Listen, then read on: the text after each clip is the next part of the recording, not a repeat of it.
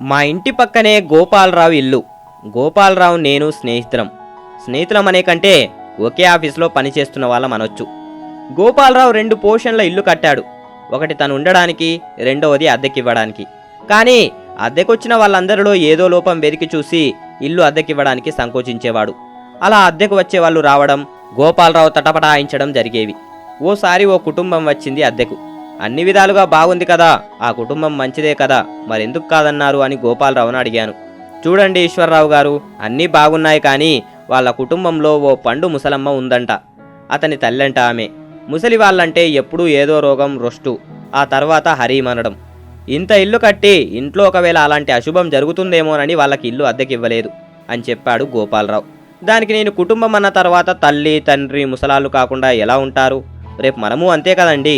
మనందరికీ కూడా ఎప్పుడో ఒకప్పుడు ఆ గతి పట్టక తప్పదు. పుట్టిన వాళ్ళందరూ చావకుండా ఉంటారా చెప్పండి అని గోపాలరావుకు సర్ది చెప్పి ఆ కుటుంబానికి అతని ఇల్లు అద్దెకిప్పించాను. అద్దెకి ఇల్లు దొరకని వాళ్లకో ఉడత సాయం చేశానన్న సంతృప్తితో సంతోషిస్తూ ఓ 2 రోజుల తర్వాత ఉదయం పక్క మీద నుండి లేచేసరికి గోపాలరావు ఇంట్లో నుంచి ఏడుపులు వినపడ్డాయి. వెంటనే అటు పరిగెత్తాను. నా మనసు ఏదో కీడు శంకించింది.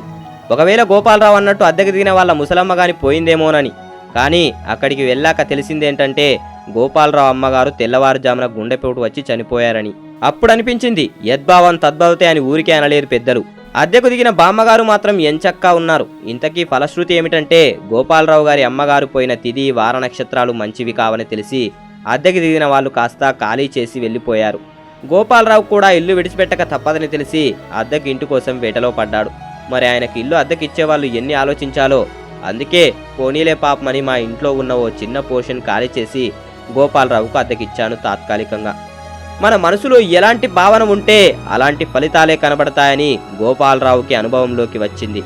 ఈ కథలో నుండి మీకు నీతి అర్థమైందని నేను అనుకుంటున్నాను.